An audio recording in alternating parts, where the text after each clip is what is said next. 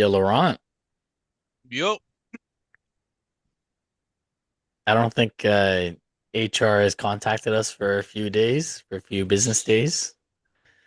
Um, I just wanted to get some clarification if you don't mind. yeah, of course. Um, what positions typically play European football?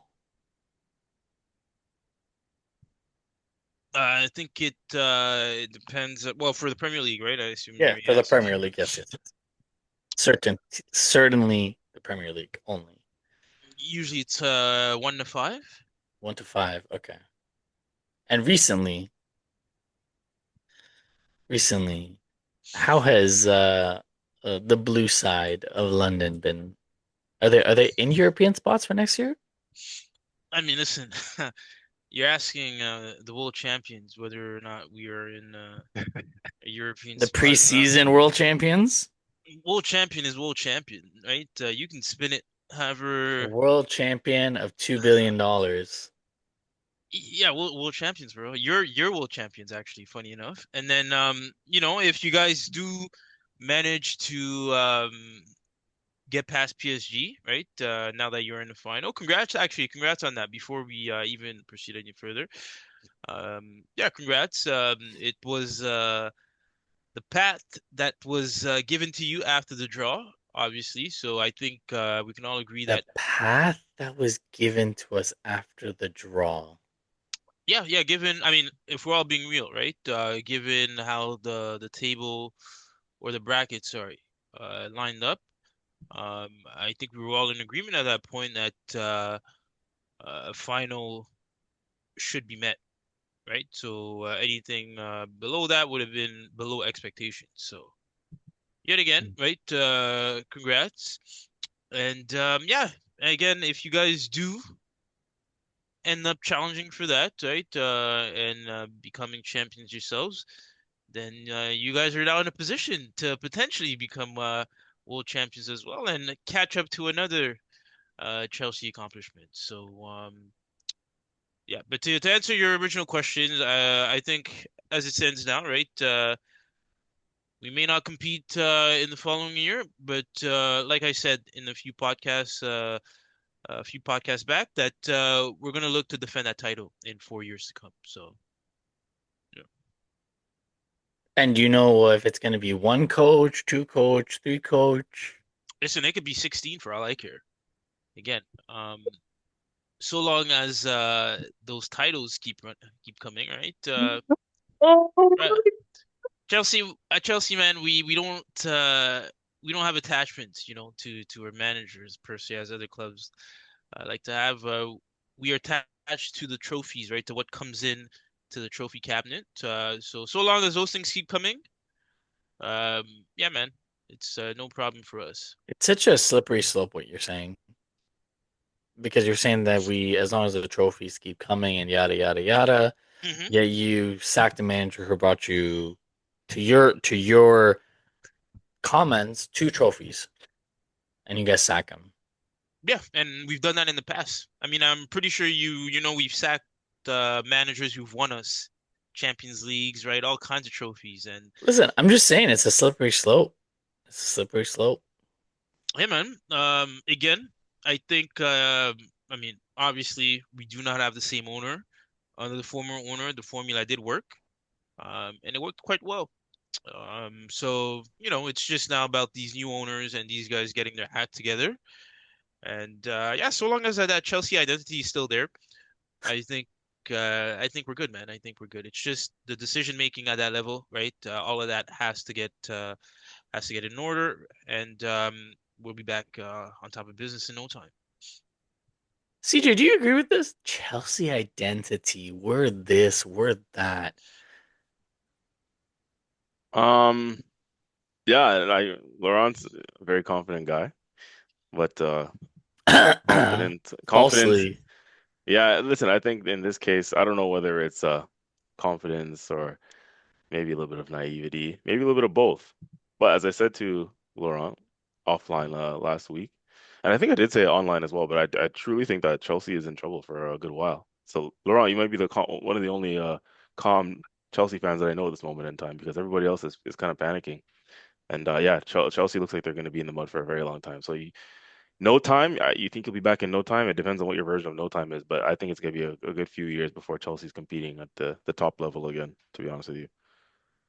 Like I told you, right? Again, I mean, we do realize we have an FA Cup finals to play for next weekend. I believe that is. I think it's on Saturday.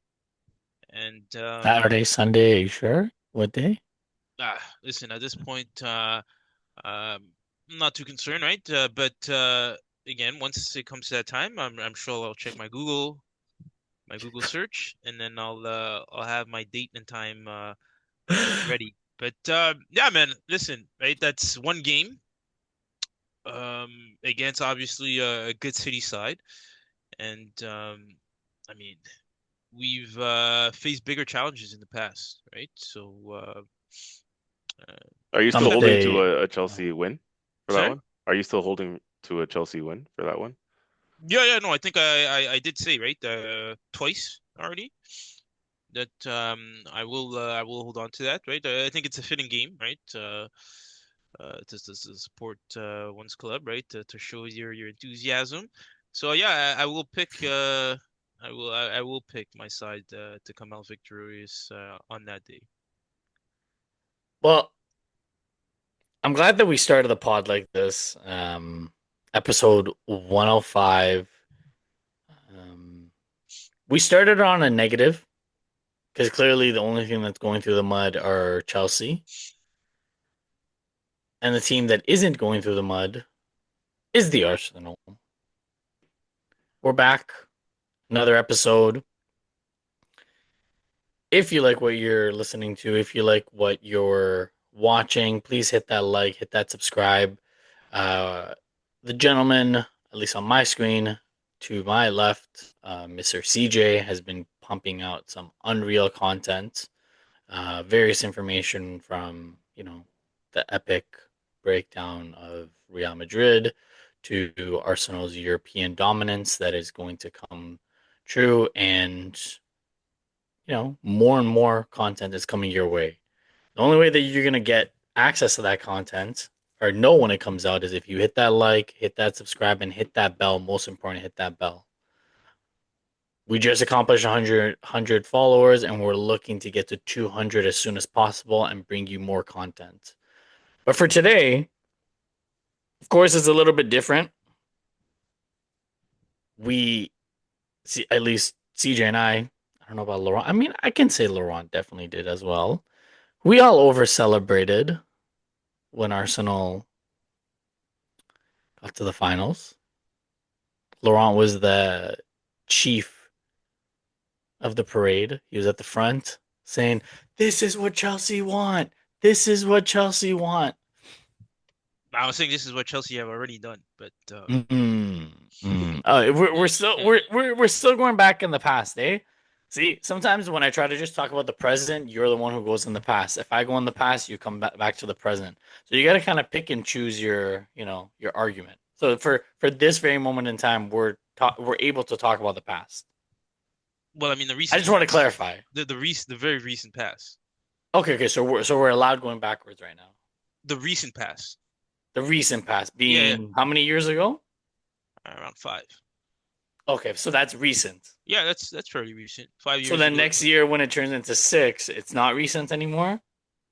I mean, that'd be 1 year and a half off from our world champion domination. So again, right? Ah. Yo, CJ, This you see that's this? why You see this hypocrisy? there's no hypocrisy. Everything is fairly recent, and that's why I say Chelsea is that club because, right? Despite us being in the mud, you see what I'm saying? These trophies somehow magically appear in the trophy cabinet, right? So who knows? I might even be talking about the FA Cup, right? That we could potentially go out and win, right? So again, this is the Chelsea identity, right? That I keep talking about, right? That your club is in slump, but somehow, some way, you still figure out a way to bring trophies home, right? So impressive nonetheless, I'd say. But yeah, man. I think I'm gonna put forward a request to change the FA Cup final the name to the Fraud Cup, the 115 versus 75. Who will win? That's what the FA that's what the fraud cup is about, right? Convenient. When you are out of you get knocked. Convenient, Yeah. convenient when I'm talking about facts. This is Right. this is ugh. Right. This is another right. This is a tournament where you played in, you had your chance, but and you fumbled it. So don't be looking at We me. fumbled it. Yeah, you did fumble it, right? Who is it? City? I think it was City, right? I'm pretty sure. Yeah, if I recall, was it City? Southampton in the FA Cup. Was oh South? Oh, look at that. Listen, So like, do I see, need to put a request to HR? Like, if you're gonna talk shit, make sure you got your listen facts in a row. again, and I think it's even worse. I mean, listen, I'm thinking it was City, the juggernaut that took you guys out of that, but no, it was Southampton, bro. Like, come on, man, that's a fumble. If we're being real, that's a fumble. You can only call it a fumble when we wait to the end of the season to see what else we're lifting, if we're lifting other things. If we're lifting other important things, I don't think we're going to care too much about that one, to be fair. And I would say that you guys would rather, if we were to swap, right? You guys are still going for a trophy. We're still going for a couple. If I were to ask you now, would you swap being in our position versus yours? I'm pretty sure you would take that, to be fair. I mean, for one, we've already been in your position. Yeah, but again, we have to talk about the present. We Oh can't my keep leaning No, on no, no, on but the past. god. like right, you do there is a context. There is a context here, right? It's we've been there, we've done that in recent times. I'm Okay, not nine going nine back. years, 9 years since you guys have won the Premier League. Let's talk about the Premier I League was though. talking about the Champions League. I was talking about the Champions League, Okay, and then our world champion titles, which was Oh actually my god. just last year. So I'm familiar. I'm familiar with these. Been there, done that, right? what Um, about the Premier League title race? That one is not so familiar, right? There's been a lot of No, you of know course, and I will agree with yes, I will agree with you on that one. That one has been a while, right? And I guess for if that was your question strictly for the Premier League, I think yeah, we would definitely love to have been in that position. But the reality is that given the decisions made by the club as of recent times, right, we are not able to compete on that front. So it is unfortunate. It is what it is. But yeah, man, I have great hopes. Again, right? This is Chelsea FC that we're talking about, right?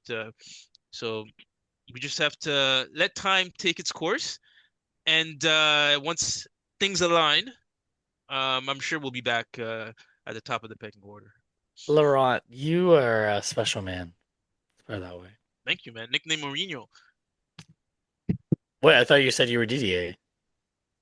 Listen, sometimes when you support this wonderful club, you get many titles. One of them world champions, right? But again, I think it's important to remember that we were all in the mud at one point. You guys for 20 years. It seems that you guys have 20 managed. years. Yeah, has it? Wait, it has been 20 years, right? Of you guys being in the mud. Am I being correct in saying that? 20 years since we haven't won the league. Yeah, I mean, couldn't we consider that being in the mud? Well, not every team that doesn't win the league is in the mud. You see what I'm saying? Like there's differences there. I do see what you're saying, So but like if again, City doesn't win the league this year, are they in the mud? No. You know what I mean? Like that's not no, but come on, bro. I'm pretty sure there's the longer you go without it, right? The more in the mud you kind of go, and then on top of that, I think you guys did have how many FA Cups within that 20-year span? four. Four? Okay, so I mean, I think that's a good title to win for sure.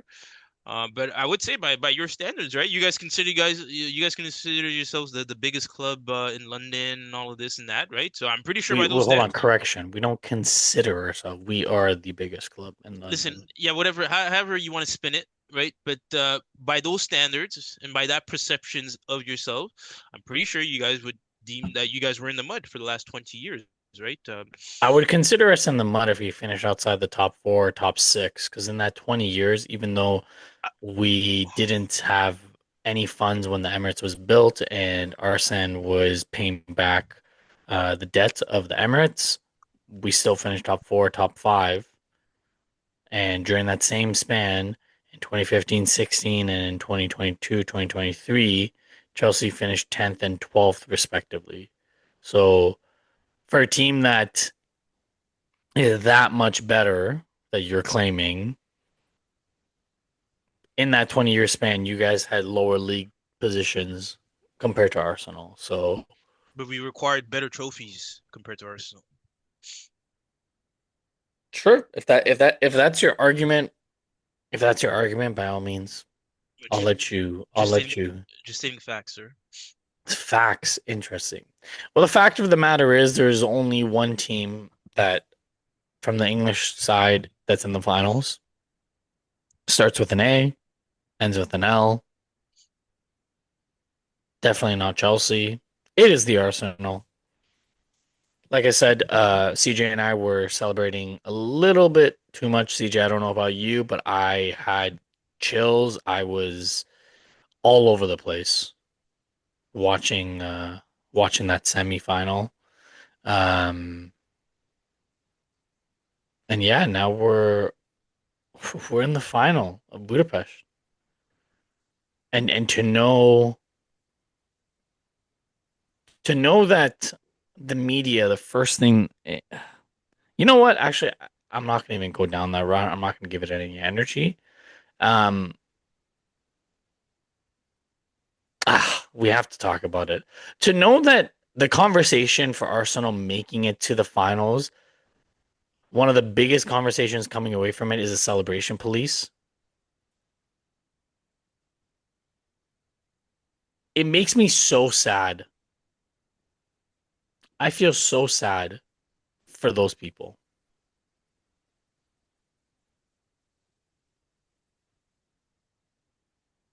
Like, what are we doing here? Are we are we not allowed to celebrate anymore, CJ? I think what was it 2 years ago when Jamie Carragher's like just you know get down the tunnel when we beat Liverpool. Mm. Is celebration just not meant for the Arsenal? Is a celebration only meant for every other club? And I know you saw that post from Ian Wright, Uncle Yeah, Righty. yeah. Enjoy it, you know. Hashtag not a sponsor, but stick to football. There was a podcast, and Ian Wright told Gary Neville like it's bullshit. It is bullshit. We have to be able to celebrate. Like this is a massive moment for the club, and the manner in which that we did it, it's a massive moment. And to know that the first thing that we're talking about is not the key performances and things like that. Like it's sad. I don't know, CJ. You tell me. Am I blowing it out of proportion? No, I think football is about moments, right? Like that's why otherwise like why do we play game? Why do we play the game? Why do we play sports in general, right? These are things as athletes, young men or women, right? Which is what they are, right? If you're a young athlete, right? These are things that you enjoy and it's what you play the game for on professional level and and this is what you're going to take and remember for the rest of your life and tell your kids and tell your grandkids like that those moments that time like I was there when this happened, I was there that special night at the Emirates and blah blah blah. And again, we just finished talking about it, and obviously on the banter front, of course, like Arsenal hasn't been in the Champions League final for 20 years. Obviously, haven't won it ever, right? We've been in the mud, quote unquote, for a very long time, and we haven't. It's taken a while for us to get to the stage. We couldn't do it again under Arsene Wenger after 2006. And again, these are moments as a club like you cherish, right? Even when you on a more minor scale, like when you hear clubs and see clubs um, of a smaller size, right, get to World Cups, for example, right? Nations that get to World Cups, like they celebrate it as if they won the tournament because it's like it's a big Mhm. thing. It's a big milestone in an individual's career, like to get to a World Cup, right? And then in this case, as a player, to get to a Champions League final, to be that player for Arsenal Football Club, right? To be in this current crop of players who's gotten Arsenal Football Club to the finals for the first time in 20 years. Like you haven't won anything yet, but shit, these are big deals. Like these are big, like small wins or milestones in football that like players and clubs should be able to celebrate. If you haven't been in there for a while, like why would you not celebrate it? You know what I mean? Like what are we doing here? We're just taking away from the beauty of the game. You know what I mean? Like why not enjoy that moment? You know? Mhm. I think it's important, and so well now they're celebrating and then there's quote unquote over celebrating. So the question becomes like for us to discuss, what is over celebrating? Did Arsenal over celebrate on Tuesday? In my opinion, I don't think so. And for anybody who, again, it always kind of seems to be, I know people will think rivals will say, It's not just Arsenal. You guys act like everyone picks on Arsenal, but it does feel like that at times because when I look back at just last year, I saw PSG with their fans doing similar celebrations in their stadium when they beat us in the semifinals of the Champions League. For them to get to their first final in I think 5 years, and again at that time PSG was a club who's never won the Champions League ever. So like, why would you not be allowed to celebrate it and enjoy it? You're a human being. It's emotions. It's, you know what I mean? Enjoy that. Like, sure, why not? What's the issue? If you as a rival fan or as a rival player, as a rival coach are upset, don't hate, as they say, don't hate the player, hate the game. You know why? Your club isn't there, so now you're just gonna hate on another club who's in that situation. Let that club enjoy it. You weren't good enough to get there. Um, just sit Hmm. it out for another year and try again next year. But don't shit on somebody else's parade. Just do better then if you want to be in that position. Like you don't have to hate on it, right? And in the case of Wayne Rooney, and we understand that some of these pundits in the game and these ex-players and ex-pros who talk, they do a lot of these things for clickbait, right? Um, and Wayne Rooney, he would have been a player, he was a player at what at some moment in time at the top level. So he would have had experiences in his career where you celebrate small wins or you celebrate certain things, even if it didn't lead to a trophy at that time, but you celebrate a win in a big game because of what it means in that moment. He should know that better than anybody else. But again, he speaks again, what I believe is for clickbait and for views and Arsenal being the massive club that it is with a massive following, right? A lot of what I've noticed, people will say these things just to get some engagement and get reaction from Arsenal fans like ourselves. They'll get us here talking about it on a public platform because Wayne Rooney now will get the credit and the clout for us talking about him here. You know what I mean? Whether it's in a positive or negative light. So it's all part of the clickbait. It's all part of the Mm. engagement and for us giving it energy right now is exactly what he would have wanted, right? But again, it's just stupid from him, like yeah, like the over celebration and like you said, like Carragher saying in the past, just get down the tunnel. Why are you guys overdoing it? Like again, bro, like put yourselves back in your playing days. You were an ex-player once upon a time. We would understand if, fat Uncle Frank, who's never played football before in his life, is sitting on the couch talking this kind of shit. But as an ex-player, as an ex-professional player, Yeah. you've gone through this in your career. So stop acting like you've never been in that position. You know what I mean? It's silly stuff. So in my opinion, no, like I said, I don't think it was an over celebration. I think for a club who has been on the upward trajectory and been trying to get back on their feet, a sleeping giant, essentially, this was part of the next stage in our evolution was to get back to a Champions League final for the first time in 20 years and the first time under this manager, right? I think it's right. We are home, so celebrate in front of your fans who were brilliant on the day, mind you, who did the most to Yeah. turn up outside the stadium to encourage the team. So why not give that back to the fans and everyone celebrate together? You know what I mean? It makes sense to me. And like I said, PSG did it just last year, and there were many clubs before, and there will be many clubs in the future who will do the same. So it shouldn't just be about the Arsenal, to be honest with you. But Like the um, atmosphere and the build up. Like we posted a lot of videos on our Instagram page at the Gunners Corner. Um, it was like you could feel it through the screen. Watching the videos, you could feel the energy, right? You could just watching the red out, not when the player bus was approaching, the tifo, the loudest North London forever. mm, Once we won, like it gives you chills. It gives you chills.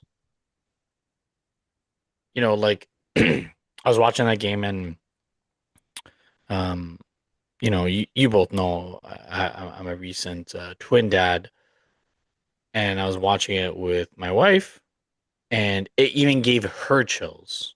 And that's the one that doesn't really care for football the way that we do.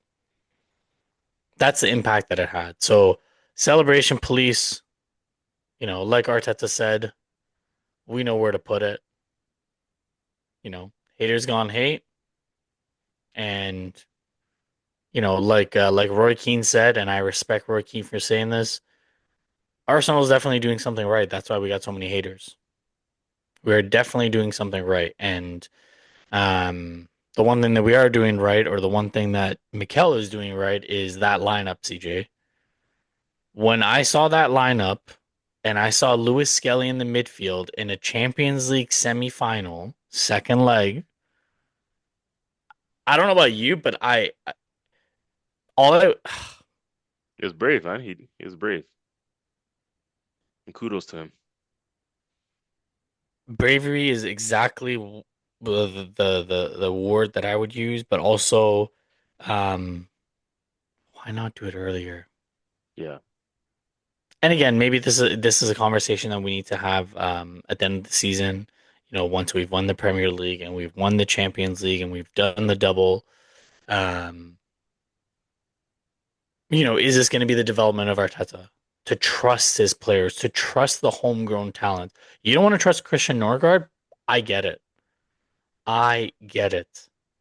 But this is a homegrown talent. This is Arsenal through and through.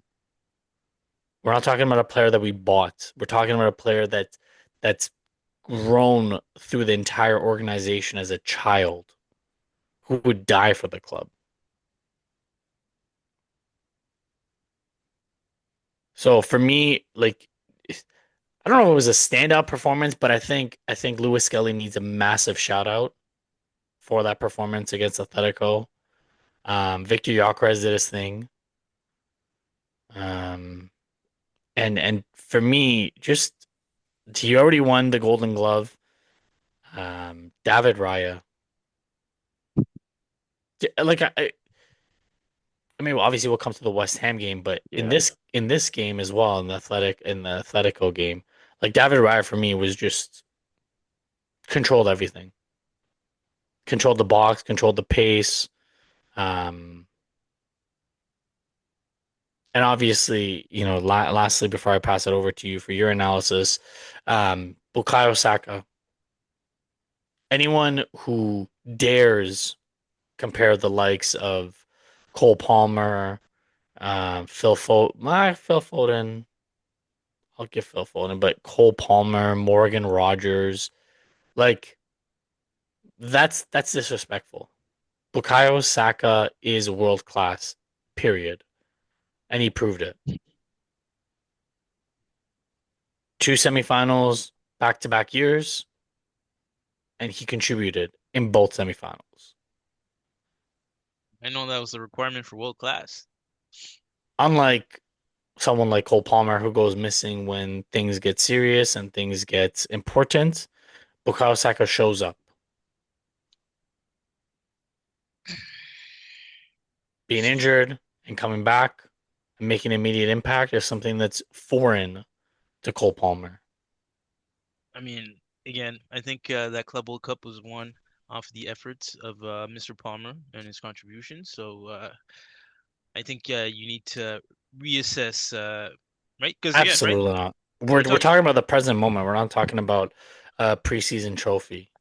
Well, again, bro. Listen, you're And you're when you're. you guys got spanked. What was it? 8-2, 9-2, 10-2? What was the final score? You guys got spanked Yeah, but when it again, mattered. your guy. What trophies, substantial trophies, does you guys have up to date? He is world class. Mm, He is world right, class. What right. substantial trophies do Chelsea have that's not within the past 5 to 10 years? No, no, we're talking about players. We're not doing a club comparison. We're talking about the player comparison. Oh, so now the context moves. No, the context because you talked about Saka, right? Being world We're class. not the one. We're not the one that compared Palmer to him. Saka's the Uh, benchmark. you Saka kind of is the benchmark. you kind of brought in Palmer into this conversation. Yeah, because that's the comparison by the media. Saka is the benchmark. Yeah, but again, I don't think that Saka is that as world class as you claim him to be. That's my So a only penalty caveat. merchant is better than Saka. Again, all I'm saying is, right, that your guy, if you're saying that contribution this and that, right, those have to lead to titles, right? Though And what's that led with Palmer? I mean, a Club World Cup. It's a big title there. It's a big, it's a heavy title.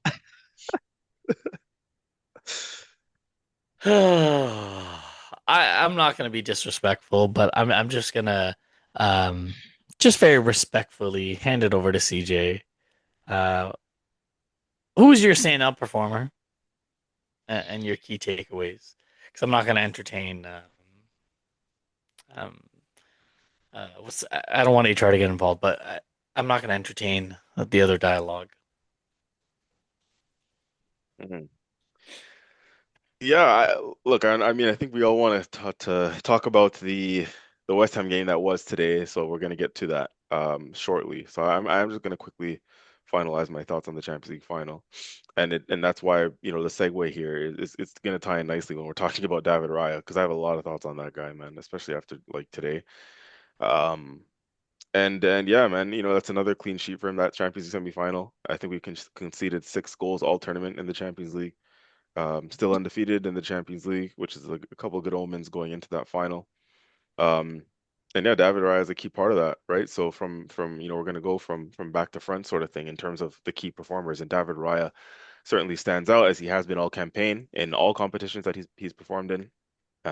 Gabriel and Saliba were immense, of course, as well in that semifinal. There was one moment where Saliba had a bit of a brain fart. You guys remember when he tried to do a back header to Raya, got it wrong, and then their player, I think it was Simeone's son, Giuliano Yep. or whatever, ran in, and Gabriel had to bait him out, which Gabriel did brilliantly.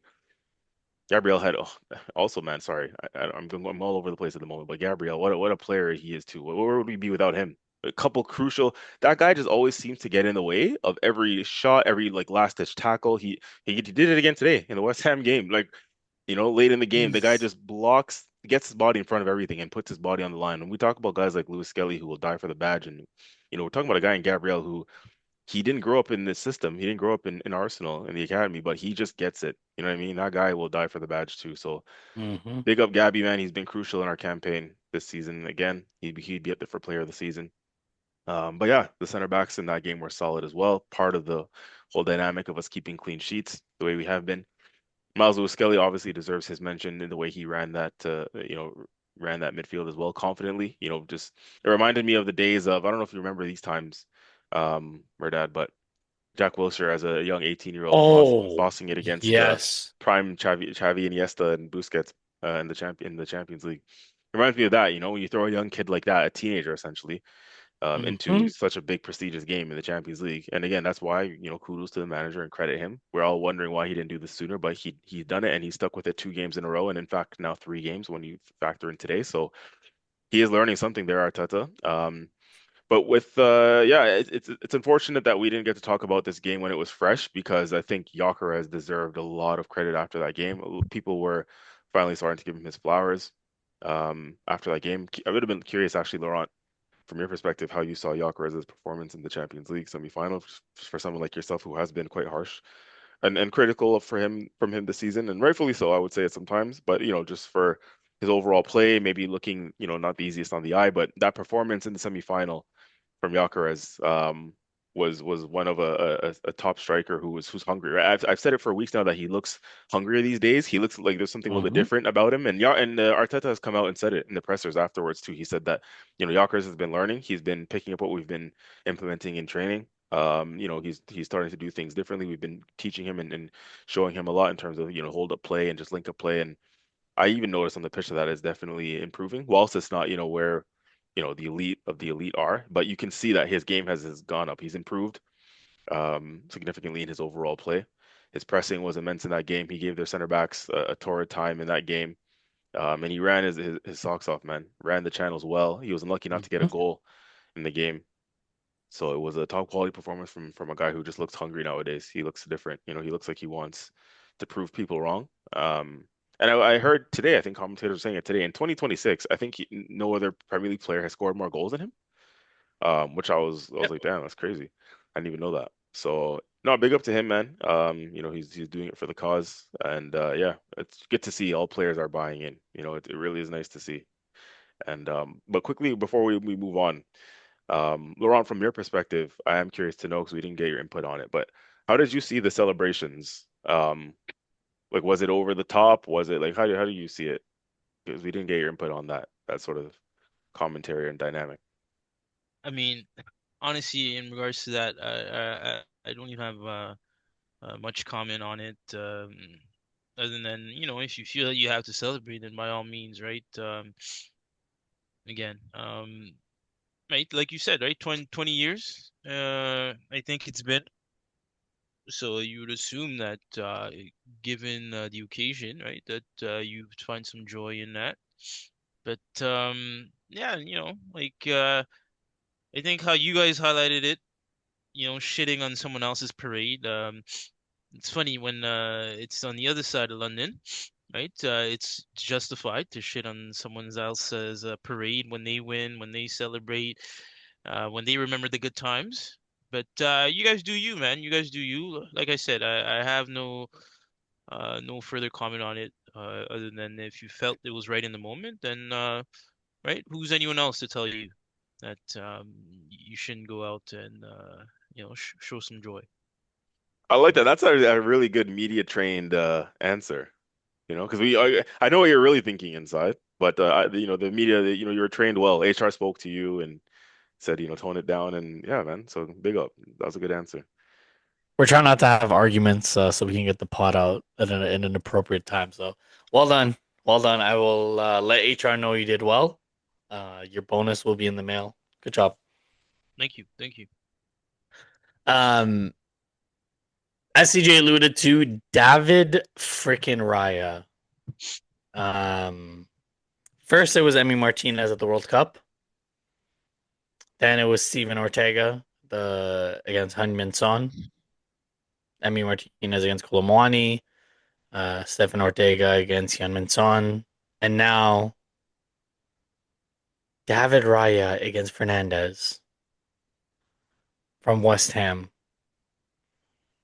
CJ, um, I know as we're getting older, the likelihood of us having a heart attack increases.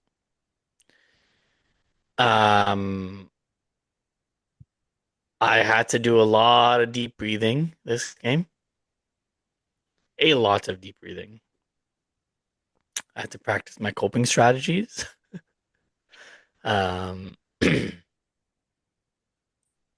that was the definition of heart and mouth moment. Um, Sorry, I didn't even CJ. You gotta slow me down, man. Slow my roll. Arsenal won 1-0 against West Ham. Sorry, I am jumping all over the place because I'm still recovering. Yeah. Um, so many emotions, so many emotions. The roller coaster from the first half to us scoring and the quote unquote controversy of the disallowed goal to the Fernandez chance. Um, we're recording this on Mother's Day. My mom was definitely, you know, she was probably like praying, being like, "Hey, don't let my son, don't let anything happen to him. Let them enjoy this." Heart and mouth moment. Um, David Reyes again, standout performer for me. No questions asked. Even in the first half, he made a few world class saves. There was a lot of conversation leading into the semifinal and leading into the final of the Champions League that David Raya is not the best keeper in the world. He's maybe top five. And I think after these performances, I think there's no argument that in current form, he is the best keeper in the world, hands down. And I think he proved it. He showed it in this game. And for me, like, listen, man, I know I've been extremely critical of a one Martin Odegaard, but he definitely changed the game when he came on. You have to give him the plaudits. Um, I think there's a podcast. I think last season what we were doing, and I said paging Martin Odegaard, and that pager rung, and he answered. He answered, and if it wasn't for him, the mood of this podcast would definitely be different. This therapy session would definitely be different. So for me, stand-up performer David Raya, as always, and like I said, the plaudits go to the captain, Martin Odegaard. What an unreal game. The banana peel game, hey, we got through it, CJ. By hook or crook, we got through it. Wasn't pretty, was not pretty, but we got through. Um, But yeah, what was your thoughts? Obviously we're recording this on Mother's Day. You're gonna be hearing this on the Monday. Um, what was your stand-up performers and key key takeaways from the game? Yeah, like you said, man, I'm still trying to process it even up to this time. We're doing this what, however many hours after the game finished, 12 hours, whatever it is. I don't know, I can't do the math at the moment, but it's just, yeah, man, I am sitting here still trying to process what the hell happened and how we got through it, how we won the game, the controversy at the end that we're going to talk about, the big elephant in the room, all of that.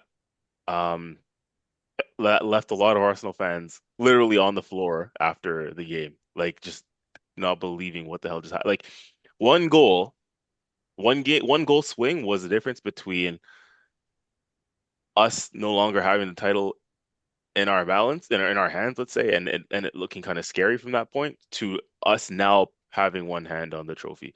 Like that's how big one goal, that one decision towards the end of that game, and the scoreline 1-0 to the Arsenal, that's how big that swing is. That one goal swing changes the dynamic of the season.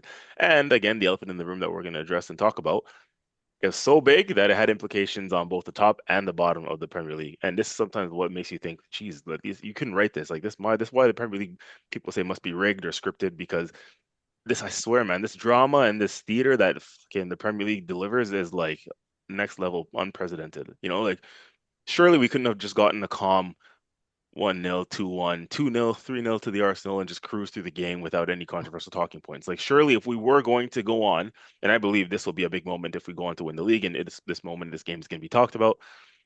Surely we could have just gone on and cruise into the sunset without any controversy or any big hurdles, right? But yeah, man, I don't know. Like it's just because the reason why I think we were all so floored after the game and just sat there staring at the wall, like just kind of thinking to yourself, like, what could have been? Like if that ended 1-1 or that game ended the way it did, or if Fernandez went and scored an on goal. Oh, Honestly, yeah, at that point, if he scores, you're thinking your season is fucking done. Like your season's over. That's it. West Ham's winning 1-0. We lost the game. We lost the league. Like all these moments, you just sit there after the game and just sit there and stare at a wall, and you're like, it could have been so much different. We could have been this close to like a fucking meltdown. Like literally, you know what I mean? mhm. After we sat there all last week, and this is part of football and the rivalry, right? But we sat there all last week giving it back to City fans, the bottle, yeah, the bottle going back at that guy who initially put the bottle tag out for us and get the water bottle thing. After they drop points to Everton, we're giving it back and just, some of the banter we were giving back. It's almost like we had won the league already, and it's like, damn, like we better win it from this point because we were giving it back to them after that Everton draw, and saying hi, like and it's like, if we had lost today or like drop points again today, it's like, damn, Bro, Laurent would have not stopped talking the entire pod if we had lost. hey man, and like, bro, it's like this is the kind of shit that football puts you through, and like I said. Another thing I said in another one of my group chats with some guys that I have in my group chat, and I don't want anyone to actually visually picture this, okay? Because TMI here, but those ones where sometimes you had a long day or something happened at work or something happened with your girl, and you get you break up or something, you get in the shower and then you're like an old R&B video from the 90s, you get in the shower and you're just you're one arm on the shower wall looking down on the wall on the floor as the water is hitting your back and you're just like damn, like, I had such a shit day or this happened or that happened. Bro, like I'm thinking, bro, first of all, I had to take a shower after that game. I was sweating like I just played the 90 minutes myself, like dripping, pause. But yeah, man, it's like, you're just contemplating your life in the shower, bro, just arm on the wall, like, damn, head down, like, damn, like it's one of those ones, bro. I'm just like, what the just happened, you know?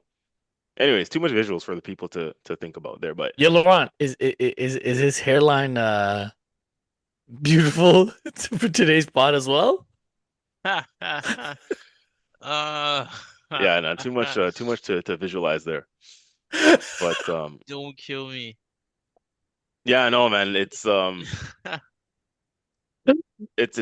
football puts you through, man. It really is. Oh, And like I said, I'm still trying to recover because like yeah, it could have been so different, man. I don't know about you, Murdad. Like, let's talk about it for a second before we analyze the game. Both of you actually. First, Murdad, what were you thinking when West Ham what we thought equalized. Like I promise you, like before you answer, I was standing up, and at that point in the game, I'm standing up. I'm in my living room, like standing up now, watching kicking every ball as if I'm playing myself. Fucking clear it, you know what I mean? Like I'm standing up at this point. Like I'm no longer seated. I'm on, in the 90th minute onwards, I'm up standing. I'm like, yo, like heading every ball out with the team. Just fucking clear that ball.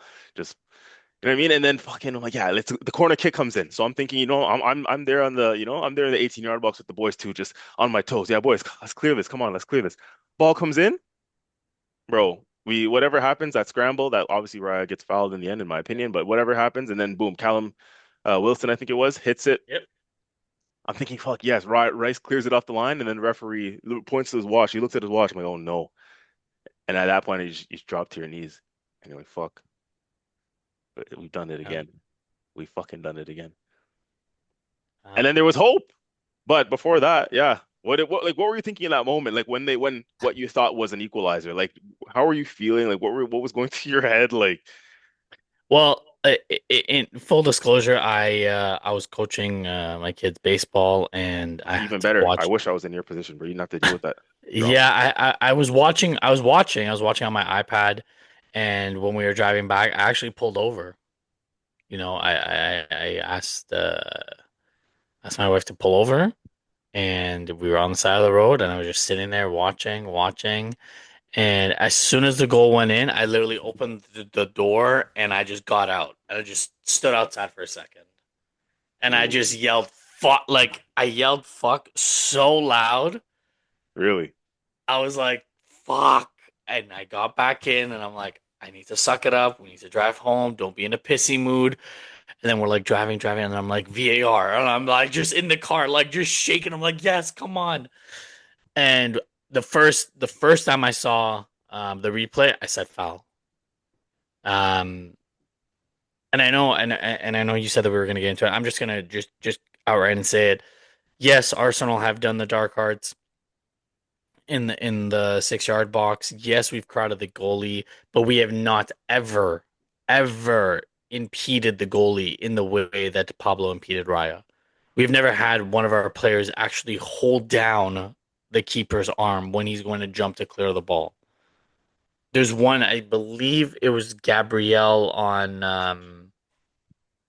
I think it's Nick Pope, if I'm not mistaken. I might be wrong in saying that, but there was one play. There's one play in in this season where Gabriel jumped up and his elbow was close to the face of the keeper. The goal was not disallowed, but that's the comparison that they're making to compared to this. So for me, CJ, what was I doing? What was I thinking? I to be honest with you, I was dreading coming on the pod Mhm. straight up. If that goal had stood, I was dreading coming on the pod. Um, and yeah, I we talk about emotions, we talk about therapy, and in that 5 6 minutes, it, I can't put into words what I was going through, man. I cannot put into words. Yeah, I don't know. I think if I was watching at home, CJ, I think I'd probably fall to my knees as well. I'd probably turn it off. I'd probably turn the game off. Straight up, probably would Wow. have turned the game off. Okay, Laurent, from your perspective, and not talking about the decision yet because we're gonna get to the decision and the controversy around it and your thoughts and all that. But like, okay, in that moment, right, 90th minute. What's going through your head and when you see like that potential like equalizer, aside from the grin on your face when you thought that they had leveled it? I mean, on one end, I'm thinking in regards to how the title race is now truly um, right back to where it was before City dropped points. And yeah, I mean, I'm like, damn, I can't believe it's happening again. Um, Mm, as well. Um, and there's obvious excitement given the context of things, and the also the thrill. I think the thrill of that game and how things just came to be and unraveled. But then yeah, like obviously right after that, right, you get the VR call, and then that's when you're like, okay, wait, like what happened, right? So there's a bit of eyebrows being raised at that point to see, okay, what did they notice, right? But funny enough, that when you watch it in real time, actually, you actually think that Rice, I think it was, saved it or he cleared it off Yeah, yeah, yeah. the line until the ref points to the spot. And once he points, you know that ball went over the line, right? Given the fact that I believe his watch vibrates, right? Hmm. And it's goal line technology. Hmm. So yeah, no, it was exciting all through. I'm not gonna lie, right? And then yeah, we come to the VR decision at that point. Can I just mention quickly before we get to the VAR decision and what we think about it? I just wanted to quickly mention something on the just the game itself, right? Like overanalyzing the game from minute 1 to 90. You called it an interesting game in the group chat, and it definitely was that. Like it was a fascinating watch. Obviously, not a lot of goal mouth action, or even clear-cut chances for both sides up until like late in the game. But it was interesting because you can tell both teams were like they didn't want to make that mistake because of the implications of the result for either team. If anyone made a mistake or if anyone gambled or did anything, overzealous kind of thing. You know what I mean? Obviously, West Ham started the game with the idea not to concede, right? Stay in their shape, stay tight, compact, frustrate Arsenal, stay in the game as long as possible, and hope for something on the break, right? And their game plan almost worked. Um, Frustratingly enough for me was the fact that, again, I said this in another one of my group chats. I said, I'm so happy Arteta started with the same team again, 3 games in a row. This is clearly a Hmm. formula that's working for us, right? Even the way we started the game on the front foot, Trossard, who I'll get to in a minute, was brilliant throughout the whole game. I think he started well. He looked like a guy who's just been different than the Trossard that we've seen for most of the second half of the season, right? He just looked Yeah. like hungry. Even you know how many times Murdoch he was tracking back, and when he would track back to make blocks or get interceptions, I don't know who he's yelling at, but he's cussing somebody else and just pointing at people and just giving it that the vocals and he's shouting and he's pointing at people and he's whatever. Like he looked locked in, and he's looked locked in for the last couple of games, which is a good sign to see. But he was influential in how we started the game, right? A couple good balls down the line to the channel to Calafiori. Um, I think funny enough, he's the smallest guy on the pitch, but at one point he hit the post with a header in the box. Mhm. Um, so I liked what his approach was to the game. And yeah, I think we started the game the way we meant to go on. I think I liked the start from us. But it's that damn thing, and I'm gonna say it's that damn thing that always fucking comes back to haunt us, and it's fucking injuries. And at the point where I messaged in my other group chat and I said, loving the way we're lining up, so long as we keep this lineup and keep this team together, I think it bodes well for how we gonna end the season. Then we go and get the injury, right? And it changed the whole dynamic of things. And what was so interesting about that game, if you guys are watching, right, is that obviously now Arteta has a decision to make, right? There's obviously no Yuri and Timber and there's no other profile with the personnel of a Ben White as an attacking right back. You see what I'm saying? Which is obviously why he didn't go to the Christian Mascara substitution Yeah. right away. What he tried to do, didn't understand it and were questioning it. Even the pundits, you heard the commentators even talking about it, saying, "I don't." They were baffled by that sub, by what he did. Um, and I can say I understood it. So for those who don't understand it, the sub, I understood that sub. I didn't agree with it at the time, but I understood what he was trying to do. What he was trying to do, Arteta, was by moving Rice to right back and getting Zubimendi on the pitch, he was still trying to keep a team with 11 what I call ball players, right? Footballers on the pitch who can be progressive, who can, guys that you trust with the ball at the feet, who can again, be progressive, get the ball forward, move, with certain patterns of play, etc. And a player like Christian Mascara, right? He's an out and out defender, Mascara. He's not going to give you the same attacking threat that Ben White or Timber would give you on that right side, right? He's not as good on the ball. He doesn't link up with Saka as well, for example. He's just not he's a natural defender, Mascara, right? So he Hmm. doesn't have the same forward thinking instincts, or he's not a guy you trust with the ball at his feet to sort of beat a press or break lines. You know what I mean? So I think he opted with a Declan Rice in that position to keep again, a more technically secured player on the ball on the pitch in a right back position in a similar profile to Ben White or Timber. And then Azubumendi in midfield, who again is somebody else who's technical and secure on the ball, who can progress and so on and so forth. It obviously backfired because towards the end of that first half, you saw West Ham starting to run through our midfield a little bit more, right? With Declan Mm-hmm. Rice, I've said this for a while, without Declan Rice in the middle of our midfield, we're not the same because there's a lot of gaping holes that teams can find it easier to run through. Just because Declan Rice, he just covers so much ground. He's a one-man midfield at time, right? But He's without him in there, you oh, see how we're just so much easier to run right through the middle of our midfield. You know, you lose that physicality, you lose that pace, you lose that strength without Rice there.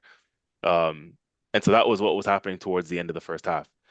Obviously, what happened in the second half now, just from an analytical standpoint, is he tried to rectify that, right, by bringing out a Calafiori, get Rice in midfield, bring in Christian Mascara, and it was a whole tweet like that. It's crazy because this one Ben White injury just shifted a whole three. It affected three, four positions. To mm-hmm. start the second half now, he realized that okay, shit, our midfield is getting ran through. So what did he do? He put Declan Rice and Zubimendi back together in midfield, and then you put a Lewis Skelly in at left back and then Christian Mascara at right back.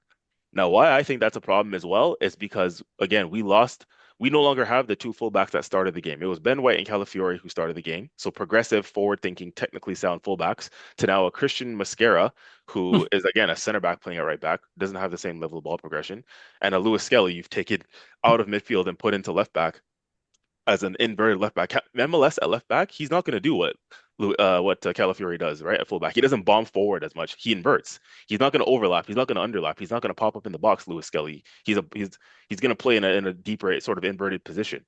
So automatically, straight away, your two fullbacks are new, which changes and affects the whole dynamic of your team. And now the balance is off. You guys see what I'm saying? The balance is completely off now because your fullback dynamic has changed. You're not as forward thinking. You're not as progressive. You're not, you know what I mean? So you have an inverted fullback now, and you have a center back at right back who is not going to get forward the same and not going to, get on the ball the same way. So it just completely changed the shape of and the balance of the team. The balance was completely off as a result of that. And Zubimendi and Rice, I think we've seen it now over the last couple of games. This is the third part of the problem. Zubimendi, I think we're realizing now that Zubimendi and Rice and midfield together is just not progressive enough. I don't think it's now a case, especially towards the end of the season, where you're gonna have to either play with one or the other. You can't play with Zubimendi and Rice together anymore, at least not for the rest of the season, if we're trying to be a team who's trying to be on the front foot, because we don't progress the ball enough. It's sideways, it's backwards, right? We're not breaking lines. We're not getting forward quickly enough. And then that was a problem again when you had to put Zubimendi back in midfield with Declan Rice. So eventually, I think obviously Arteta realized that initial sub of Zubimendi in the first half didn't work. So he took Zubimendi back off. And obviously, in the end, it paid dividends because we brought on Kai Havertz and Odegaard, who changed the game. To be fair to Odegaard, we've been cussing him all season. That sub was a good one, Yep. and he affected the game positively for once. And he got the assist. He was getting on the ball. And yeah, the squad, and in the end, like our squad strength was the difference in this game, to be honest with you. So it worked out for us in the end, but yeah, it could have been so much different. And there were just so many fascinating things that went on throughout the game tactically that Yep. it put us in a position to still go on to win. So I'm glad it didn't bite us in the ass in the end. But yeah, we're gonna see what we have to do forward now, in terms of what we're gonna do at right back without now fucking Timber and Ben White. Ben White's doesn't look I good. I don't know if you saw he was in a knee yeah. brace. I just don't get it. We're not allowed having nice things, CJ. Yeah, it's fuck, man. It's so annoying. It's like just when things are starting to, go well, you think you found a team, you found rhythm. It's like another injury. And it always seems to be when it rains, it pours. It's not like scattered injury positions. It's like now Yeah. two in the same position. It's like, bro, who you wanted to play at right back? The dog at the training ground? Like, why are we getting multiple injuries in the same position now? So it's And like it's and like the next two games, like respectfully, Burnley and Crystal Palace, respectfully, maybe not our biggest concerns, even though yes, we still have to take care of business. But you're PSG, you're thinking about that Champions League final, aren't you? Bro, yeah, 100%. Like you said, respectfully, we can get through the next two Premier League games without either of a Ben White or yeah, a Timbers, to be Timber, honest with you. But for that yes, Champions League final, trust me, I know you're thinking this, and probably a lot of Arsenal fans are thinking the same. If we don't yes, have Timber or Ben White for that final, you're thinking Christian Mascara at right back against Kvara. He's getting cooked. Let's be honest. He's getting cooked. or Right? Barcola. And if they rotate Due, like, come on, man, like it's just, yeah, Sorry, I rambled on a lot there about the analysis of the game and how like it kind of no, played no, out. but I just thought it was important to touch on like the interesting and the fascinating key moments of the game. But before we talk about the actual decision that changed everything, I do agree, and I wanted to point out, I think, yeah, Raya, at this point, forget Raya being a player of the season for us. Like, if we go on to win things this season, that boy deserves a fucking statue outside the ground. Like, he bailed once again, bailed out the defense in that moment of like, and everybody froze. Like, I don't know. Again, I don't know if you said you were watching it as you were at baseball, whatever. So I don't know if you saw it in this Oh part in yeah. real time. But Yes, I Laurent, you did. watching it, if you watch the game in real time too, it was one of Hmm. those ones where everybody kind of froze in that moment too. I'm talking about players specifically on the pitch because even the commentators were saying it too. Like everyone was kind of like, okay, like you were thinking that the flag was going to go up. Like it looked like maybe it was offside when Fernandez went through. And then afterwards, when everybody like realized, oh shit, the linesman didn't even put up his flag, like that would have been a goal. You know what I mean? Like that was if he had scored, it's a goal. It's good. It's good to go. Everyone head back to the halfway line. It's a goal. We're 1-0 down. You know what I mean? But in that moment, a lot of us were thinking, okay, what happened here? Like the players, it caught the players off. It caught me off. I'm like, okay, maybe Fernandez was offside. Maybe that's why he didn't probably finish the chance with conviction because did he think he was offside? But at the point where it's like, okay, looking at the linesman, he just put his flag down for a corner kick, not even an offside. Everyone's like, oh shit, Fernandez just fluffed a big chance there. And we would have gone 1-0 down. And so I'm looking at the defense like, bro, how did we allow this to happen? Like he just walked in on goal, right? Easy to cut us open. We've been solid all game, but in that moment, you switch off, and all of a sudden he's one-on-one with the keeper. That should never have been allowed to happen in the 6 yard box.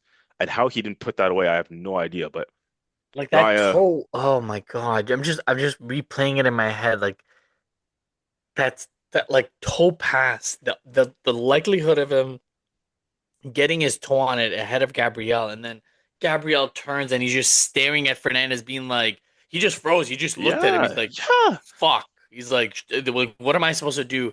And oh It's like one of those ones, my, those ones where, um, what's that thing where oh it was like my in this moment he god. knew he fucked up. Like Yeah. if you were able to Oh freeze yeah. frame Gabriel in that moment, he's if and you freeze on it, he's probably thinking, fuck, like, you know what I mean? Yeah. And like, yeah, man, like they knew at that moment, man, Jesus. it could have been so different. But Raya, that man bailed us out, and I truly do think, with all due respect to all these players we love, Declan Rice, Gabriel, people need to start talking more about Raya being player of the season. If the season ends today, Raya is easily player of the season for me for Arsenal Football Club, like easily. I don't even think it's a debate anymore. The way this guy has bailed us out Yeah. on a number of occasions. And today, this was, like you said, this is the Heung-min Son moment. This is the Heung-min Hmm. Son moment. This is Emi Martinez in the World Cup final against Kolo Muani. This is that moment where you're going to look back on and say, all right, this is where Arsenal potentially won the league. Yep. Hmm. Yes, Massive sir. save. Massive save. Massive. Absolutely massive. Um, Laurent, did you want to add anything before before I make a just a slight tangential comment? Are we gonna cover the decision or Yes. Foul? No foul? no? No foul. Sorry, foul, foul. Oh, Yeah, foul. It was a foul. would you like to elaborate? Yeah, I mean, again, I don't think you can't impede a keeper, right? Because I think his hands were around the keeper's shoulders, right? So you're impeding the keeper from being able to even lift his hands up to try to grab the ball right properly. Yeah, it's a foul. CJ? Yeah, it's a foul. I think it's a foul as well every day of the week. And you know what I think is crucial in this decision is, it's the fact that I think Laurent, you might have just said it there, but a lot of people are saying it's a foul because he's got his arm across the keeper's neck. That is even more contentious. But what is key is the fact that not only is the arm across his neck area, but when his arm is across, the hand is actually holding Raya's hand down as well. Yep. So if His it's if left it's if arm. it's if it's a free arm that's kind of like this and it's not holding anything, you have even more of a case to get away with it. But because that same arm is also holding the keeper's Mm. hand, that is what I think screws him in that moment, right? And that's what makes it Yep. a clear-cut foul, right? Say what you want. That impedes obviously his ability to either catch or punch with any conviction if his hand is being held. You see what I'm saying? And what we're also not talking about as well. is there was actually another player in another angle. Like there's so many angles of it that you've seen, but there's another player who's actually grabbing the back of Raya's jersey. I think it's a different player. Now that again, people grab jerseys in the box all the time. So that stuff, I don't think that would have been something that would have been flagged by VAR. But yeah, definitely that's the big one. Arm across his sort of chest neck area, holding his hand. That's definitely a foul. And here's what I'm sure you both have heard this, throughout your discourse throughout the day of people's opinions on it. A lot of people have been saying all season long, yeah, this has been happening, and Arsenal themselves have been doing it. Ugh. The dark arts of it. Arsenal has done it all season and gotten away with it. This happens every week. If that's the case, then we just might as well scrap corner kicks and this and that. But again, first of all, yes, it is true that this stuff like this happens on almost every set piece, every corner kick, every play where there's grappling, there's holding, there's this, there's that going on. Of course, that happens in almost every set piece in every single game. Um, However, right, it's the level in which and the manner in which you're doing it and the extent in which you're doing it. I think keepers definitely they get a lot more protection in these situations, and I think rightfully so because the keepers they're the ones that have the ability to come out. They have the aerial advantage of being able to hold onto a ball and grab a ball. So therefore, if they're being impeded in that in any way, they're gonna, the outfield players are gonna get penalized for it. That's just how the game goes. But in this case, like if we're talking about an isolated incident, right? You can't therefore go back and you can blame the lack of consistency. That's what you can do. If you have a problem with it, you can say, okay, it hasn't been consistent all season. But if you're looking at this game in isolation, as Laurent said, it's simply put, it is a foul. Don't tell me, oh, Yeah. but it didn't happen. This game didn't happen. Let's look at the game in isolation, right? We can go back and dissect what happened in September, afterwards. But in this game in isolation, it's a foul. I think that's simply put, it is a foul. And that's my take on it. That's where it stands. It's a foul. Look at this game in isolation. Don't tell me what happened months ago. Let's just talk about the here and now. Chris Kavanagh will say as a referee, and I don't like that guy as a ref. I think he's a shambles anyways. But he's gonna say, well, don't tell me. I don't care about what happened 6 months ago or two Yeah. weeks ago. It's Like for what's happening right now, this is a foul in this moment. You know what I mean? So we can talk about consistency another day because we all agree, I'm sure, that there's inconsistencies all over the place with football and VAR and 100%. refereeing. But in this game, in this moment, this is a foul, and that's my take on it.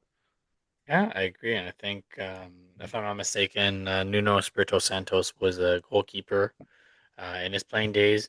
And to know that he came out on the post match presser saying that that wasn't a foul. Did you Um, expect him to say anything different though? Let's be honest. n- I, The way everybody at West Ham affiliated is gonna say it's not a foul, of course. I I would have expected him to have different words, like say it, but say it a little bit more politically correct. That's what I would have expected. Because again, he is a goalie, right? He knows what's and you saw like Pablo's hand was around Raya's left arm. Sorry, like you saw like in the still image I just sent you guys in the group chat. Pablo's hand was grabbing Raya's left arm, and Raya's been unreal with the high corner kicks and receiving the ball, punching the ball. So I think if Pablo's arm wasn't there,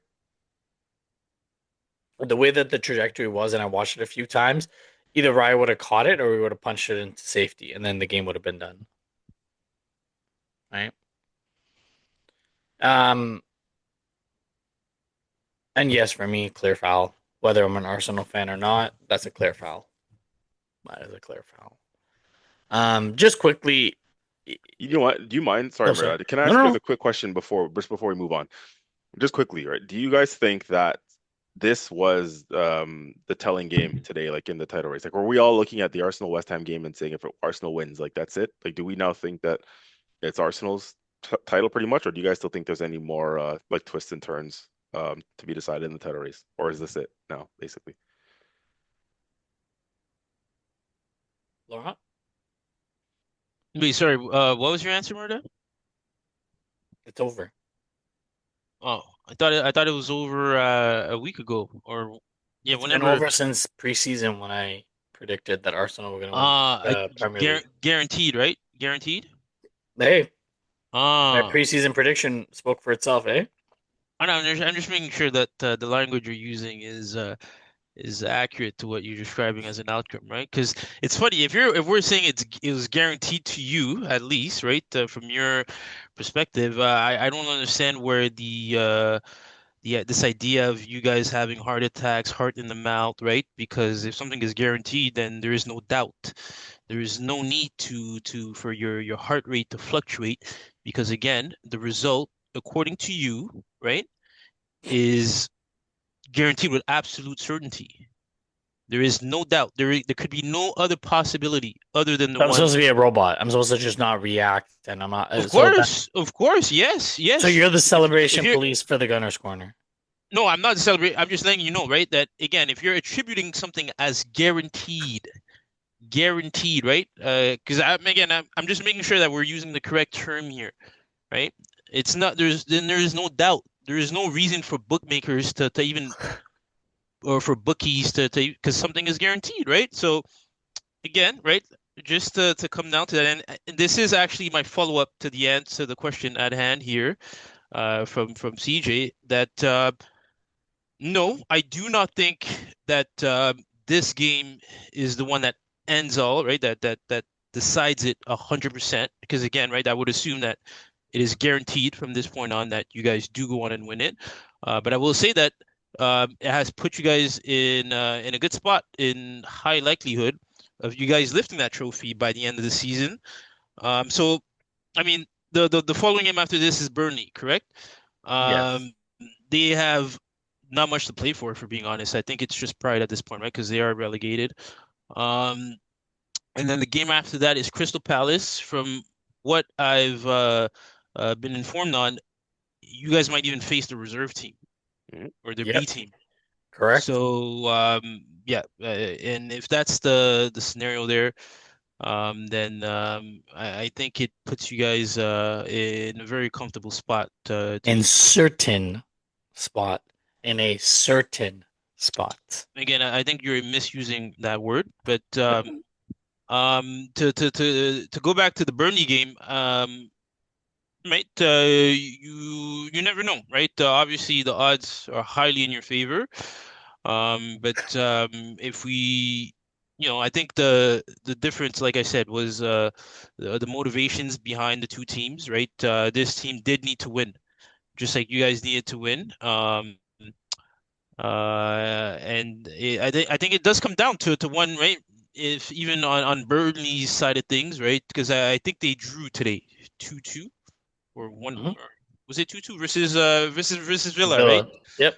Yeah, so I mean, right, Villa obviously no pushovers in their own right. But that was at Turf Moor. They're going to be coming to the Emirates. Completely Yeah, different beast. again, right? This is football. We have seen crazier things. So I think, right, just like how you guys had your hearts in your mouths and you realized that Um, and I mean, listen, you told me you had to stop the vehicle. I don't know where you were at, right? Whether it was on the 401 or which side of the city you're at, but if you had to stop the vehicle to get out, right, and scream to the heavens, then I'm telling you right now that that was not a guaranteed from your perspective at that point in time, right? Because your behavior does not follow suit. But yeah, so again, I think with the Burnley game at hand, I think you guys should follow Haaland's advice and be a little bit more humble because, again, it is not yours yet. There's still work to do. And God forbid, right? If you find yourselves in a situation like this, you could have another heart in the mouth moment, right? So yeah, you're in a very, very comfortable position, I will say, right? Very comfortable. You could say it is yours to lose at this point. If that would be the fair assessment, but there is still work to do.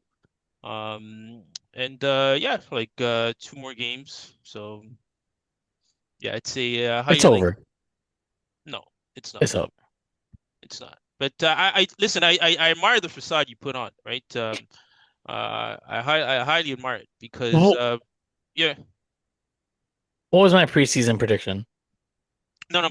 But again, you have to remember, right? Like if you're saying that something is right, how you describe it, then there is no reason for you to behave in that manner because you already know yourself that It is guaranteed. There is no doubt. That's what the Yeah, guarantee can be 99.999%. no, that's not what that means. That's not when you say guaranteed, you mean something is absolutely true. Like there's no other. You know what I'm saying? Like if I say a triangle has three points or three, right? Like there It's that's it's absolute truth. That's what that means, right? Guaranteed 100%. There also is guaranteed 100% that Chelsea are going to lose two more games next season against the Arsenal at a bare minimum. listen, I wouldn't say that.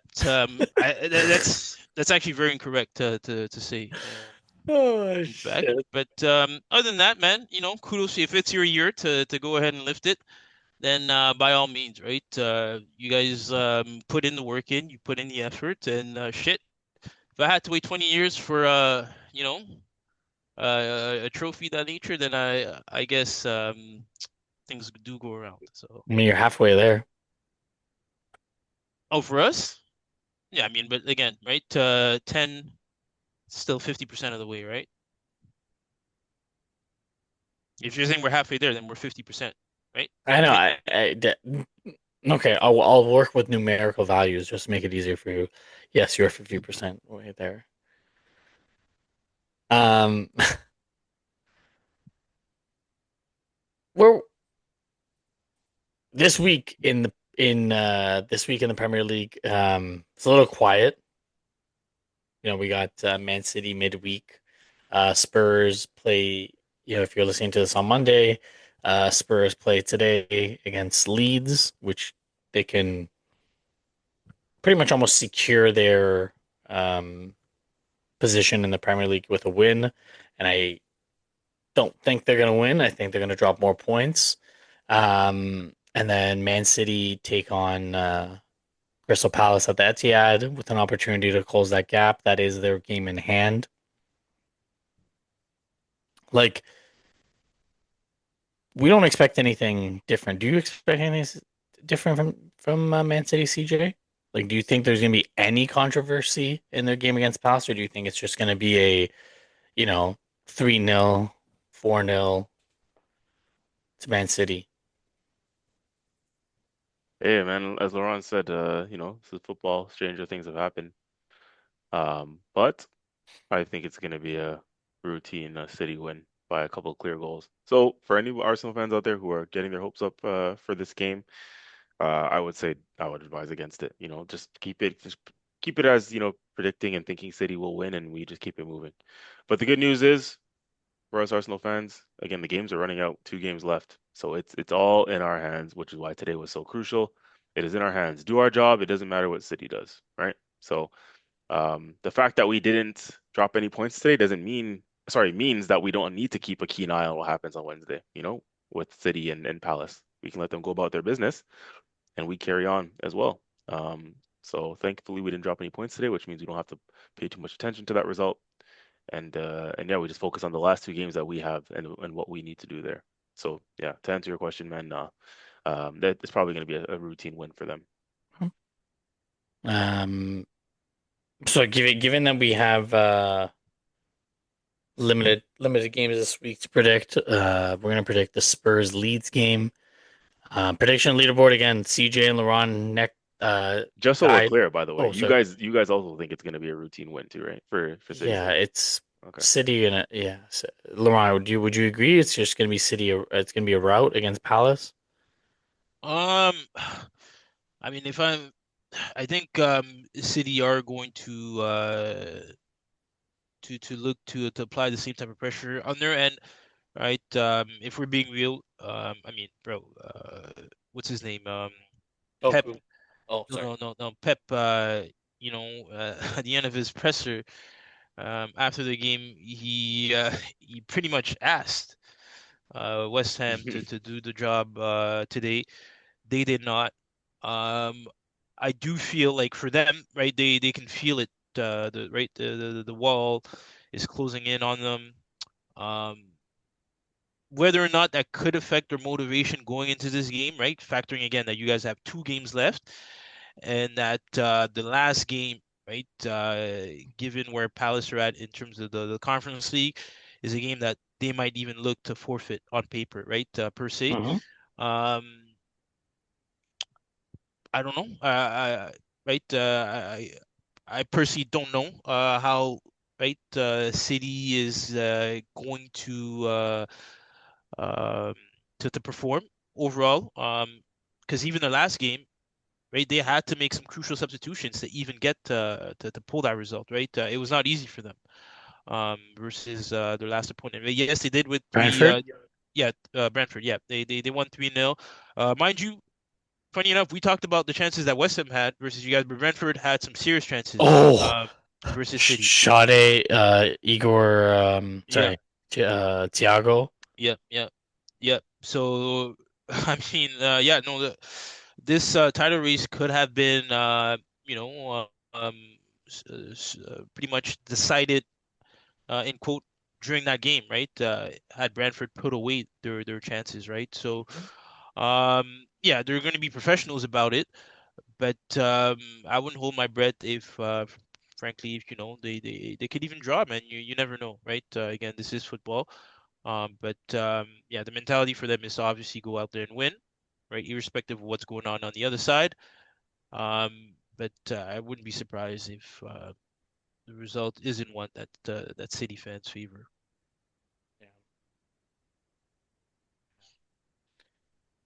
Um, Predictions leaderboard. CJ, well done, making a massive comeback. Tied with Laurent on 93 points, and I am lagging 84 points. Spurs leads. There's only one result that I think is going to happen, and it's going to be a draw. Mm. I don't think Spurs have enough, and I think Leeds travel well, and I think they're going to be up for this game, knowing that they're staying in the Premier League.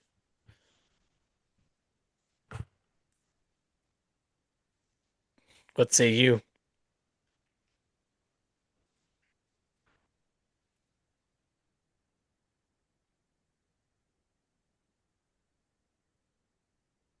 Mm. Are we doing our homework? No, I'm just checking the table because Spurs have to win. Spurs have to win. If they win, they pretty much guarantee their, you know, they pretty much guarantee that they're staying up. And this is 16th and 17th place. Wow. A draw is a good result. I'm not gonna lie. A draw would pretty much get everything back to normal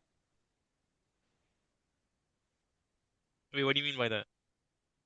because then West Ham would have to win out, and um, because West Ham would have to win their next two games and then pray that the Spurs drop points somewhere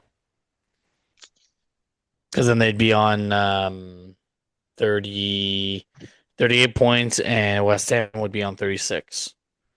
So it's still advantage Spurs. West Ham go away to Newcastle next, and then they're home with against Leeds the last game of the season. Damn. Difficult fixtures. Yeah. And the for Spurs, they have injuries, and I think their most recent one was Simmons, right? Yep.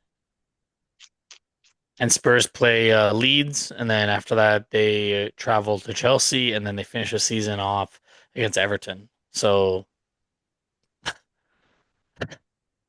if they survive somehow with this run of games, Aston Villa should be crucified for letting them back in this. I already think West Ham is going down, to be honest with you. Yeah, Okay. I do. I think they're done now. They're done so. Really? Yeah, Yeah, they have Newcastle and then Leeds. yeah. So I think they're in trouble. Mm, I mean, Newcastle to me doesn't seem like They got to go to St. James's Park. Like they got to travel Yeah, there that mm, that's and the and key get thing. 3 points. However, I mean, obviously we were looking past tomorrow's game, but Spurs will have to go to Stamford Bridge next. But I mean, to be honest, that's not difficult these days, apparently. mm. Oh shit! All right, Uh, CJ, Laurent, what say you for the predictions? Spurs leads. at the Toilet Bowl Stadium.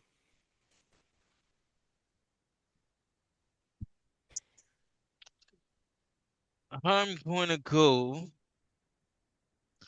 I know CJ's waiting for me to answer, so I'll make it. Well, he did ask you first, to be honest. But hey, who's counting?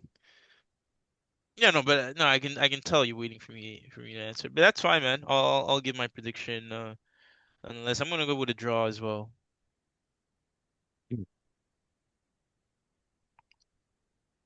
CJ,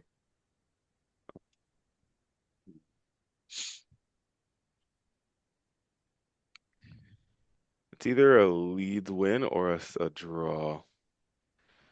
Leeds winner or a draw? Wow. Yeah, like if somebody's winning, I don't think it's gonna be Spurs, man. Leeds have been in good form, but I think Spurs, the last couple of results, yeah, has rejuvenated them. So yeah, I'm gonna go draw as well. Draw as well. Well, we're gonna find out. We're gonna find out very shortly. Um, Again, there's not much else to talk about in the Premier League this week. Can I We can touched. I can Oh, I of change course, of can I course, change my prediction? of course. If you guys will allow it, I would like to change my prediction. I'm okay with it. Yeah, go for it. Okay. Yeah, I gotta make it interesting, man. We already have an interesting title race going on, right? People at home they wanna see a script, right? They wanna see something. So I'm gonna go and give Spurs the benefit of the doubt here. Wow. Jeez. Never mind. Then there is a lot to talk about CJ this week. Seeing Laurent's fourth team. Is this his fourth team or fifth team that he's supporting? Hmm.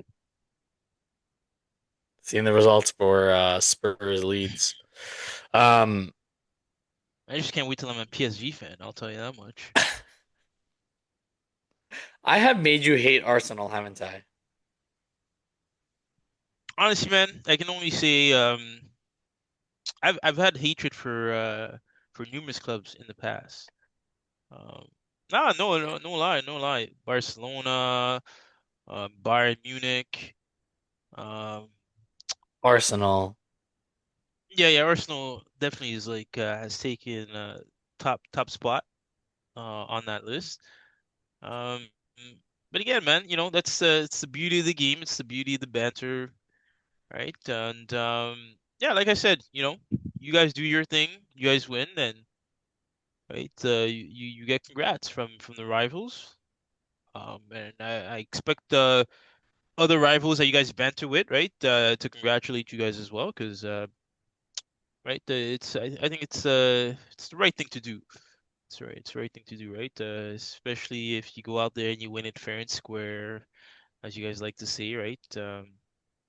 We're a classy bunch, right? So yeah, man, kudos to you guys, and again, congrats. Honestly, congrats for making it to the final of the Champions League.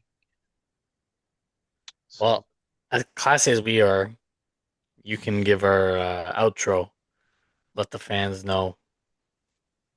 okay, all right. Oh God. Oh. Here we go again. The Gooners are back in control. Um, and it's that time of the year. 3 games left, right? Well, two in the league, and then the third one in the CL. And yeah, man. Again, thanks for us thanks to all of you for joining us on this journey from what was a Centurion prediction to now. Yes. For those of you at home who cannot see it, I'm getting the Yakuza celebration directed at me. But yeah, no, thanks for everyone for being on this journey with us up to this point. Um, We're excited, right? The World Cup is on the way. Let's hope, right, that the remaining players that are fit in the respective leagues and that will participate in this tournament, right, do not suffer any injuries, right, with the remaining games that they do have. As we all want to see, right, the best players play at the highest, right, to the highest level and at the highest quality. Other than that, make sure to like and subscribe and to share and to contact your HR department near you if you are having troubles with your coworkers or your co-host, and you know, right, just to make sure that you always manage to keep the peace wherever you may be. And other than that, we will all see you on Thursday. On Thursday, and hopefully, right, City do their part and they keep us entertained, right? I know for one, as a neutral slash a bit of a hater here and there, Bit right? of a hater? As they say, right? I'm like salt bait, you know. You all you gotta do is just hey, you give me some to give me a reason to hate every week in there, and then I keep that going, right? I keep the motion going. But yeah, no. So if they do manage to get the result, right, then obviously we still have a lot more to talk about, right? The league goes down to the wire at this point, and Arsenal, right, still have to lock in to make sure that they're able to lift theirs, and get back to the spot that they feel they deserve, right, to be in England. And other than that, adios, and thanks you all for tuning in to this episode. Peace. Adios.